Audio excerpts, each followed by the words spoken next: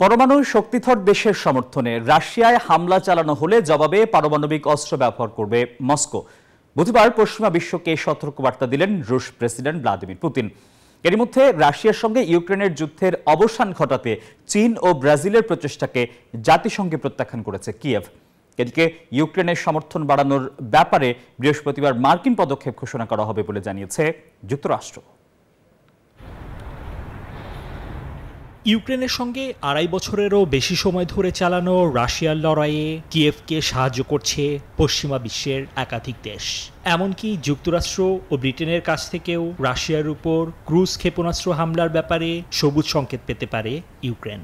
এ ধরনের তথ্য প্রকাশ্যে আসার পরই এবার পশ্চিমা বিশ্বকে হুঁশিয়ারি দিলেন রুশ প্রেসিডেন্ট ভ্লাদিমির পুতিন।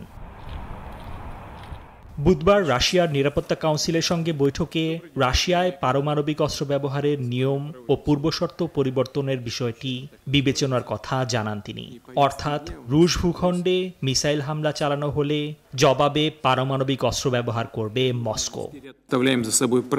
কোনো পরমাণু শক্তিধর দেশের সমর্থনে যদি কোনো দেশ রাশিয়ায় হামলা চালায়, তবে সেটি যৌথ হামলা বলে বিবেচনা করা হবে।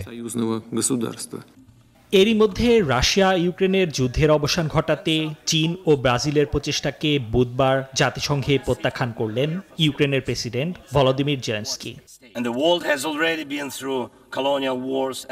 শান্তি খোঁজার কোনো সমান্তরাল বা বিকল্প প্রচেষ্টা প্রকৃতপক্ষে যুদ্ধের অবসানের পরিবর্তে স্থবিরতা অর্জনের প্রচেষ্টা। এদিকে ইউক্রেনের জন্য সমর্থনে গতি আনার জন্য আন্তর্জাতিক প্রচেষ্টার অংশ হিসেবে বৃহস্পতিবার যুক্তরাষ্ট্রের পদক্ষেপ ঘোষণা করা হবে বলে জানিয়েছেন মার্কিন প্রেসিডেন্ট জো বাইডেন। নিবির আমিন, নিউজ 24।